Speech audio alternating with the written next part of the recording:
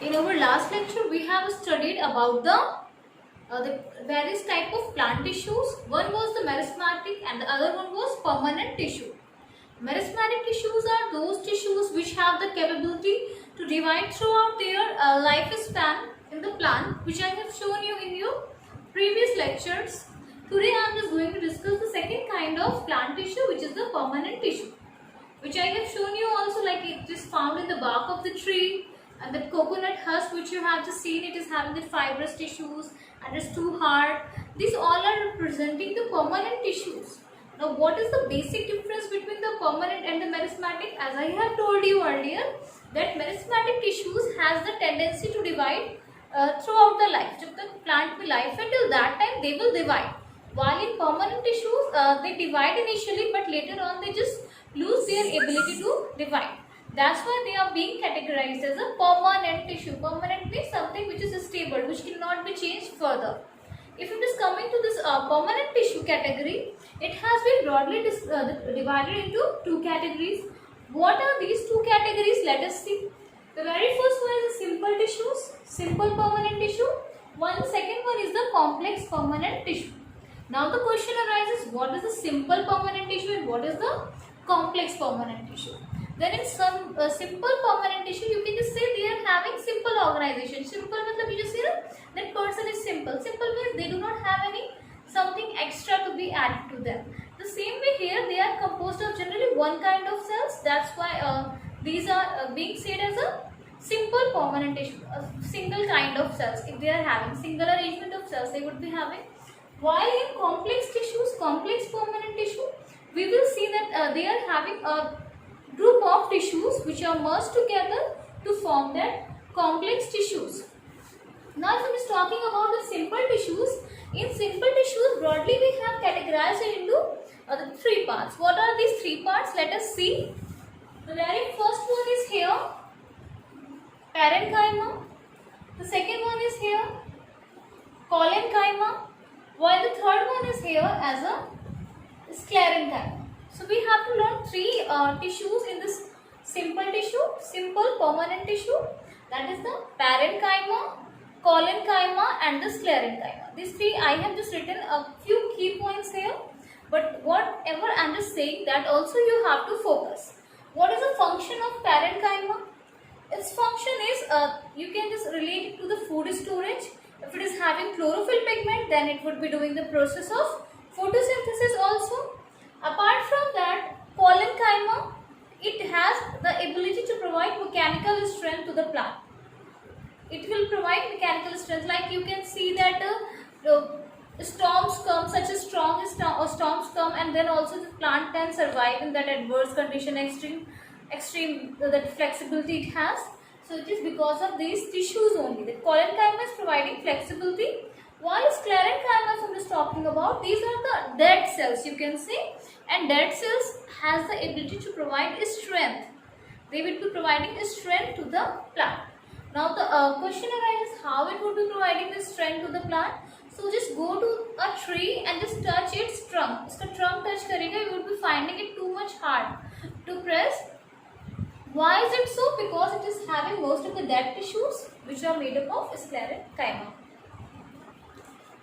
There are certain key features are written here. You have to keep these key features in your brain, because later on after this lecture I'll show you the diagram of the individual tissues one by one so that you can relate it properly.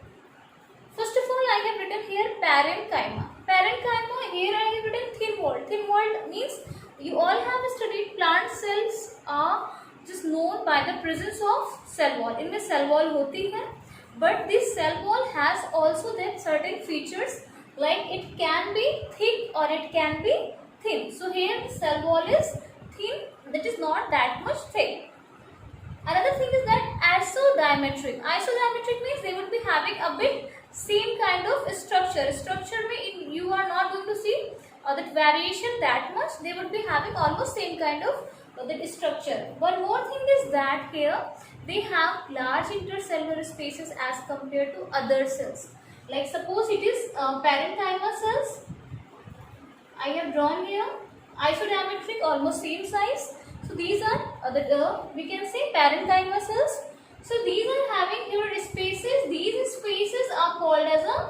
intercellular space. That means there is a huge space in between the cell. So that's why these intercellular spaces are found in parenchyma cells. On the basis of a specific feature, parenchyma cells can be categorized or named in a different way. What are these names? I'm just telling you. Like one is given here, arenchyma. You can see here from parenchyma, enchyma is taken. Enchyma is taken and one thing is added here, arenchyma. Arenchyma means parenchyma which is having large air spaces. Suppose these are the cells which I have made here. These cells have. So it would be having large air spaces. That means spaces in between the cell where air can come. That's why these cells are named as the arenchyma. What is the function of these arenchyma cells? Parenchymatous cells which are known here as an arenchyma cell. The function is to provide buoyancy. Buoyancy means the ability of an object to float over the water. Like you can see aquatic plant. Aquatic plant are not getting drawn inside the water. Rather they float over the surface of the water. So which thing is there in that aquatic plant which is making them to float over the surface? It's a buoyancy. Buoyancy provided by which cells? It is provided by the arenchyma, which is kind of a parenchyma cells. But where you can see, you can just take any of the aquatic plant if it is available, easily available and safely available to you. You can just pluck that any branch of that plant and you just if you will just turn that, you will see that spongy tissues inside that. You must have observed that in lotus flower, in the pedicel of the lotus flower. Lotus flower के नीचे जो stick रहती है, that is called as a pedicel. उसको अगर आप plug करोगे तो उसमें आपको स्पॉन्ज जैसे होते हैं वैसे कुछ होल टाइप के टिश्यूज दिखेंगे. तो these kind of tissues are parenchyma, which is providing buoyancy and helping the plant to float over the surface. The next thing is given here, chlorenchyma. If the parenchymatous cells are having chlorophyll pigment, that means it is helping in the process of photosynthesis. Then it would be called as a chlorenchyma. That means the parenchymatous cells bearing the chlorophyll or chloroplast for the purpose of process of photosynthesis, it would be called as a chlorenchyma. Two types we have studied here. What is that? Arenchyma, chlorenchyma. Apart from that, one more is there, storage parenchyma. Storage parenchyma, suppose leaf has prepared its food. Now what happened? The cells are there in the particular organism which store that food. Here, what is the name of that food storing tissue? That is the storage parenchyma. That means parenchyma is acting as a storage tissue here. Next if I'm just talking about next kind of that simple tissue is there, collenchyma. What is collenchyma? Collenchyma is the tissue which is having thickening at the end. Suppose it is cell. Then at these ends it would be having more deposition of the specific substances which is called as a thickening of the ends. And what would be the function of it? Function of it would be providing mechanical strength to the plant during the windy day, stormy days. There is a wind is blowing with a tremendous speed. In that case, what happened? Plant is having flexibility to move anywhere as per the direction of wind, as per the direction in which it is more force is applied. So that's why it is flexibility is given by collenchyma. Where can you find that? You can find where the leaf is attached to the branch. You can just see leaf is flexible at that time. You can just simply touch that, it will move but it will not get plucked. So at that point it is found. Mechanical strength is the function. Rest thing we will study one by one. The next thing it is given here, that is the sclerenchyma tissue. The sclerenchyma tissue I have already explained to you.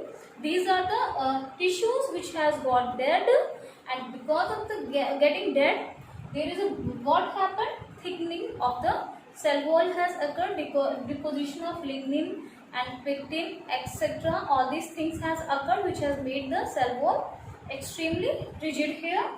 So that is the sclerenchyma tissue. These are the types of simple permanent tissue. Next we will be talking about complex permanent tissue. Complex permanent tissue means in this tissue it would be made up of so many tissues. That's why these are being named as a complex permanent tissue. The name are given here, xylem and the phloem. Xylem, I think you all have studied in your previous classes also. what is xylem and what is phloem. When you are studying xylem, so you have to keep one thing in your mind, that xylem is the tissue which is helping in the transport of water. From where water comes? From the soil surface. Along with the water, which other things are present in the soil? Minerals. So that's why xylem will be conducting water along with the minerals which are dissolved in this water, and these are just taken by the roots in that particular plant. Next is the phloem. It is also a complex tissue which helps in the transport of food which is synthesized in the leaf पे बन रहा है, and it is transporting it in the whole plant. Here I have made single arrow and here I have made double arrow. What does it mean? I am just explaining you that single arrow means, you all know that suppose it is a plant, it would be the root of the plant, then water will be taken from the bottom surface to the upside. That means that movement of the water will occur from lower side to the upper side. In branches also it can occur, but from lower side to upper side. That's why the flow of water or the flow of things through xylem is called as a unidirectional. Unidirectional means from downward to the upward direction. While in case of a phloem, suppose it's a leaf, food is prepared, it has to be transported to the lower side, to the roots and the lower region, and it has also to be transported to the upper side. That's why in phloem 2 arrows are made here. That means flow of the substances through phloem are bidirectional. Bidirectional means both on the upper side and on the lower side. These two things are there. I have written here bidirectional. It is there.